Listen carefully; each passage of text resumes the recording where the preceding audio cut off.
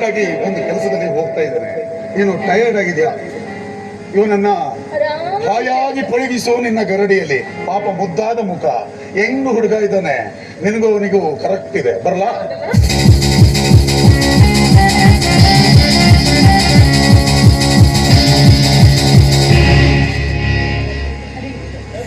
ಇನ್ಮೇಲೆ ನೀವು ಕುಡ್ದಿದ್ ಸಾಕು. ನಿಮ್ಮ ತಂದೆಯವರು ಮನೇಲಿ ಕಾಯ್ತಾ ಇರ್ತಾರೆ, ನೀವು ಹೋಗ್ಬೋದು. ಯಾಕೆ? ನನ್ನ ಮೇಲೆ ನಿನಗೆ ಮನಸ್ಸಿಲ್ಲವೇ? ಹಾಗೇನಿಲ್ಲ. ಹಾಗಾದರೆ ಇನ್ನೊಂದು ಗ್ಲಾಸ್ ಕೊಡಬಹುದಲ್ಲ?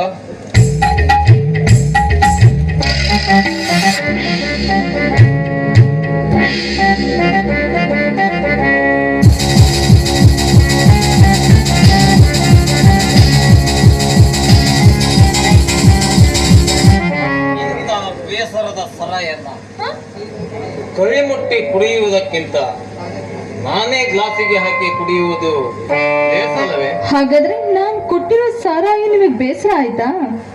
ಆ ಸರಾಯನ್ನೇ ಕೇಳು, ಹೇಳುತ್ತದೆ. ಹಾಗಾದ್ರೆ ಬಾಟ್ಲೆ ಕೊಡ್ಲಾ?